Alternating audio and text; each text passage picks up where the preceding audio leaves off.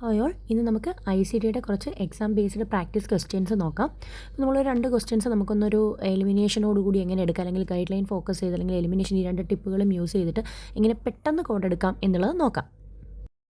Okay, അപ്പോൾ ഇതാണ് നമ്മുടെ ഫസ്റ്റ് ക്വസ്റ്റ്യൻ. ഇത് നമ്മുടെ 9th ചാപ്റ്റർ കാറ്റഗറി കോഡുകളെ ബേസ് ചെയ്തിട്ടുള്ളൊരു ക്വസ്റ്റ്യൻ ആണ്. നമുക്ക് എല്ലാവർക്കും അറിയാം, ഈ ചാപ്റ്ററിൽ ഏറ്റവും മെയിനായിട്ട് നമുക്ക് ഫോക്കസ് ചെയ്യേണ്ടത് ഹൈപ്പർ ടെൻഷൻ അല്ലെങ്കിൽ hypertension with some combination കണ്ടീഷനുകൾ, അതുപോലെ തന്നെ മയോകാർഡിയൽ ഇൻഫെക്ഷൻ, ഈ 2 സെക്ഷനാണ് നമ്മൾ ഈ ചാപ്റ്ററിൽ ഫോക്കസ് ചെയ്യേണ്ടത്. ഇനി ഈ പറയുന്ന ഹൈപ്പർ ടെൻഷൻ നമുക്ക് I10 മുതൽ I15 വരെയാണ് കോഡുകൾ വരുന്നത് എന്നൊരു കാറ്റഗറി, അല്ലെങ്കിൽ ടോട്ടലി വരുന്നത് ഈ കാറ്റഗറി കോഡുകളാണ്. ഇതിൽ തന്നെ നമുക്ക് അവിടെ ഒരു ടേബിൾ അല്ലെങ്കിൽ ഒരു ചാർട്ടുണ്ട്. ഈ ചാർട്ടിനെ ഫോക്കസ് ചെയ്ത് ഈസിലി കോഡ് എടുക്കാൻ പറ്റും. ആദ്യം നമ്മൾ ഈ ഒരു ചാർട്ട് ഫോക്കസ് ചെയ്തിട്ടാണ് നമുക്ക് ഈ ഒരു സെക്ഷൻ്റെ ഗൈഡ് ലൈൻ ഈസിലി നോക്കാൻ പറ്റുന്നത്. ഹൈപ്പർ ടെൻഷൻ, അപ്പോൾ ഹൈപ്പർ ടെൻഷൻ ആരോ പോയിടത്തേക്ക് എന്താ പറയണത്? Hypertension with heart disease ഉള്ള ഒരാൾക്ക് ഹാർട്ട് ഫെയിലിയർ ഉണ്ടോ ഇല്ലേ, associated heart failure, no yes. അപ്പോൾ ഹാർട്ട് ഫെയിലിയർ ഇല്ലെങ്കിൽ നോ, ബിൽ I11.9 എന്നും, ഹാർട്ട് ഫെയിലിയർ ഉണ്ട് എസ് എങ്കിൽ ബിൽ I11.0 ആൻഡ് ഹാർട്ട് ഫെയിലിയറിൻ്റെ I15 കൊടുക്കണം എന്നാണ് പറയണത്. അപ്പോൾ ഇവിടെ നമ്മളൊരു ക്വസ്റ്റ്യൻ കാണുമ്പോൾ എന്താ നോക്കേണ്ടത്? ഹാർട്ട് ഫെയിലിയർ ഉണ്ടോ ഇല്ലേ, അതായത് വിത്ത് ഹാർട്ട് ഡിസീസ് ഉള്ള ഒരാൾക്ക് ഹാർട്ട് ഫെയിലിയർ ഉണ്ടോ ഇല്ലേ. നമ്മുടെ ക്വസ്റ്റ്യനിൽ 66 ഇയർ ഓൾഡ് പേഷ്യൻ്റ് ആണ്, diagnosed with hypertensive heart disease and heart failure mention ചെയ്യുന്നുണ്ട് അല്ലേ. അപ്പോൾ ക്വസ്റ്റ്യനിൽ ക്ലിയർലി ഇറ്റ് മെൻഷൻ ദാറ്റ് ആ പേഷ്യൻറ്റിന് ഹാർട്ട് ഫെയിലിയർ ഉണ്ട്. അപ്പോൾ നമ്മൾ നോക്കിയതിൽ എസ് എന്ന് പറയുന്ന I11.0യും I50 കാറ്റഗറിയുള്ള കോഡാണ് വരേണ്ടത്. അപ്പോൾ ഈ 2 കോഡുകൾ വരണം എന്ന് ഉറപ്പായി. അപ്പോൾ ഈ ഒരു ഗൈഡ് ലൈൻ അല്ലെങ്കിൽ ഈ ഒരു ചാർട്ട് നോക്കുമ്പോൾ നമുക്ക് എ ഓപ്ഷൻ എലിമിനേറ്റ് ചെയ്യാം, ബിക്കോസ് അതിൽ I11.0 മാത്രമേ ഉള്ളൂ, I50 കാണിച്ചിട്ടില്ല. നെക്സ്റ്റ് ബിയിലും സിയിലും I11.0യും I50.9 ഉണ്ട്. സോ നമുക്ക് ബി ഓർ സി ആയിരിക്കണം ആൻസർ അല്ലേ. നമ്മളിപ്പോൾ കണ്ട ചാർട്ട് പ്രകാരം നമുക്ക് ബി ഓർ സി ആണ് ആൻസർ വരേണ്ടത്. അപ്പോഴും നമ്മുടെ ഒരു ഡൗട്ട് അവിടെ വരുന്നുണ്ട്, ഓക്കെ ഇതിൽ ഏതാണ് പ്രയോറിറ്റി കൂടുതൽ. അപ്പോൾ ഈ പ്രയോറിറ്റി കൂടുന്നത് നമ്മളിതിന് മുമ്പ്, അല്ലെങ്കിൽ പ്രയോറിറ്റി നോക്കുന്നത് നമ്മൾ ഇതിന് മുമ്പ് കൺവെൻഷനിൽ പഠിച്ചിട്ടുണ്ട്. എന്താണ് നമ്മുടെ എക്സ്ക്ലൂഡ് നോട്ടുകൾ അല്ലെങ്കിൽ യൂസ് അഡീഷണൽ കോഡ് ഫസ്റ്റ് പോലുള്ള റൂൾ വെച്ചിട്ട് നമുക്ക് പ്രയോറിറ്റി കണ്ടുപിടിക്കാം. നമുക്ക് ഈ പറയുന്ന I11.0 ടാബുലാറിൽ നോക്കുമ്പോൾ ടാബുലാറിൻ്റെ അണ്ടറിലൊരു നോട്ട് ഉണ്ട്, use additional code to identify I50. അങ്ങനെയാണെങ്കിൽ ഇതിൻ്റെ മീനിങ് എന്താ? I11.0യുടെ കൂടെ I50 കോഡുകൾ എപ്പോഴും അഡീഷണലി മാത്രമേ വരുള്ളൂ എന്നല്ലേ.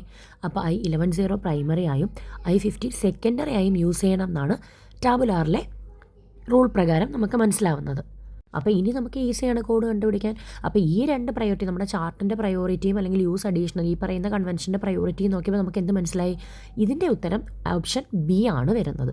നമുക്ക് ഈ ഒരു 2 ഓപ്ഷൻ വെച്ചിട്ട്, അല്ലെങ്കിൽ ഈ ഒരു 2 ഓപ്ഷൻ വെച്ചിട്ട് അതിൽ നിന്നും യൂസ് അഡീഷണൽ ഉപയോഗിച്ചിട്ടാണ് നമ്മളിതിൽ ബി ആണ് ആൻസർ എന്ന് കണ്ടുപിടിച്ചത്. അപ്പോൾ നമുക്ക് ഇനി ഇതുപോലെ മറ്റൊരു ക്വസ്റ്റ്യൻ നമുക്ക് വർക്കൗട്ട് ചെയ്ത് നോക്കാം. Encounter for pain management for acute neck pain from trauma. അങ്ങനെ എപ്പോഴും പറയും ഒരു പെയിനിൻ്റെ കോഡുകൾ, അല്ലെങ്കിൽ അക്യൂട്ട്, ക്രോണിക് അല്ലെങ്കിൽ നിയോപ്ലാസം റിലേറ്റഡ് പെയിൻ, ഈ 3 കോഡുകൾ നമ്മളെപ്പോഴും പ്രയോറിറ്റി കാണാതെ പഠിച്ച് വയ്ക്കുക. നമ്മളിങ്ങനെ കാണാതെ പഠിച്ച് വെച്ചാൽ ഇപ്പോൾ ക്വസ്റ്റ്യനിൽ അക്യൂട്ട് ആണെങ്കിൽ ഇപ്പോൾ അക്യൂട്ടിൻ്റെ കോഡുകൾ G89.1 കാറ്റഗറി ആണെന്നും, ക്രോണിക് G89.2 കാറ്റഗറി ആണെന്നും, ഇപ്പോൾ നിയോപ്ലാസം റിലേറ്റഡ് പെയിൻ എന്ന് വെച്ചാൽ ഒരു നിയോപ്ലാസം ഉള്ള ഒരാൾക്ക് പെയിൻ, അങ്ങനെ പറയുമ്പോൾ നമ്മൾ എന്താണ് G89.3 ആണ് കൊടുക്കേണ്ടതെന്ന് കാണാതെ പഠിച്ചാൽ ക്വസ്റ്റ്യനിൽ അക്യൂട്ട് ആണെങ്കിൽ മറ്റ് 2 കോഡും എലിമിനേറ്റ് ചെയ്യാൻ പറ്റുന്നുണ്ട്. ഓക്കെ, അപ്പോൾ അതുകൊണ്ടാണ് നമ്മൾ അങ്ങനെ പഠിച്ചു വെച്ചാൽ എളുപ്പമായിരിക്കും എന്ന് പറയുന്നത്. അപ്പോൾ ഈ ക്വസ്റ്റ്യനിൽ ക്ലിയർ ആയിട്ട് പറയുന്നത് ഇത് അക്യൂട്ട് പെയിൻ ആണെന്ന് പറഞ്ഞു. ഇപ്പോൾ നമ്മൾ പറഞ്ഞ പ്രകാരം G89.1 കാറ്റഗറിയേ വരുള്ളൂ. അത് നമുക്കറിയാം, കാരണം 2 കാറ്റഗറി എന്തായി, അത് വരണമെങ്കിൽ ക്രോണിക് പെയിൻ ആയിരിക്കണം. G89.3 വരണമെങ്കിൽ ഇയാൾക്ക് എന്തുണ്ടാവണം? നിയോപ്ലാസ് ഉണ്ടാവണം. അപ്പോൾ ഇത് രണ്ടും ഇല്ലാത്തത് കൊണ്ട് നമുക്ക് എ എലിമിനേറ്റ് ചെയ്യാം, G89.3, ഡി എലിമിനേറ്റ് ചെയ്യാം, G89.21. അപ്പോൾ നമുക്ക് ഇനി ആകെയുള്ള 2 ഓപ്ഷൻസ് ബി ഓർ സി ആണ്. ഇനി നമ്മൾ ഈ ചാപ്റ്ററിൽ ഓർത്തിരിക്കേണ്ട 2 കാര്യങ്ങൾ, ഒരു അക്യൂട്ട് പെയിനും പറയുന്നു, അതിൻ്റെ സൈറ്റും പറഞ്ഞ് നമ്മൾ 2 കോഡ് ചെയ്യണം, കോഡ് ബോത്താണ്.